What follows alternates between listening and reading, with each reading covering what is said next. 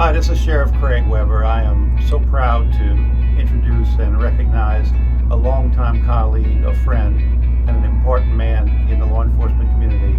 Mr. Pat Yoes, who worked for the St. Charles Parish Sheriff's Office, is our current National Fraternal Order of Police president.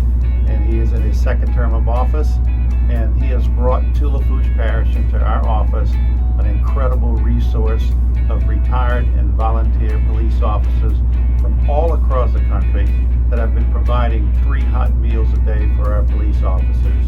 You know, there's a tremendous outpouring of support from the far reaches of our country, from church groups and NGOs, but cops helping cops creates a bond that is unexplainable unless you've ever worn a badge. I can tell you that whether it's a part-time police officer in some small place or the largest police department with tens of thousands of officers, there's a brotherhood that is hard to understand or impossible to understand unless you're part of it. And we appreciate the one and done. Everyone can come in and offer some kind of help. But these men are here morning, noon, and night, serving breakfast, lunch, and dinner, and they're here for as long as we need them. It is an incredible, tangible benefit. It's also an opportunity for our officers to wind down, to talk police talk with people who've done the job and understand. Lafourche Parish is ground zero. We never thought we'd ever be ground zero, but we have been ground zero. Our recovery is going to be long. It's going to go into months and probably years.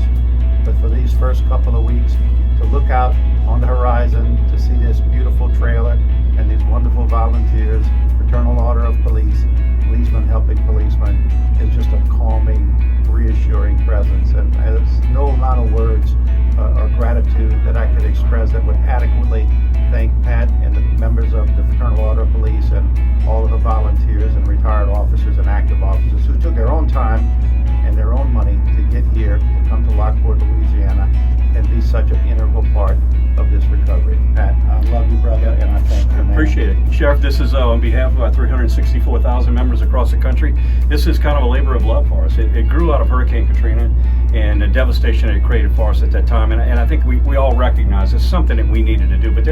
But there's also something very, I guess, very healing of having other law enforcement officers helping law enforcement officers. You know, often when we look at disasters, we forget the fact that officers are the ones are victims as well, but they are the very ones we're looking at to try and stabilize the community.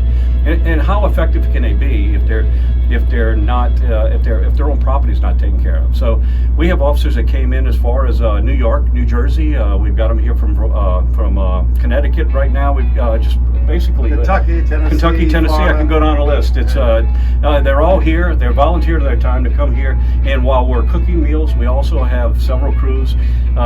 This is day 10 for us. We came in and right when the storm was going on, we brought all our assets here, and we've been in Thibodeau.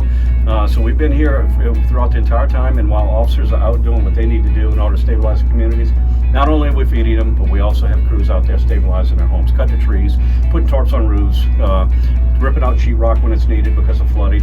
It's what we do, and so we recognize that. We put it as one of our highest priorities as an organization, and our members love coming here and helping out. But I also could tell you, having been on the receiving end of it, what a difference it makes. You know, when you have peers supporting peers, there's something very healing there.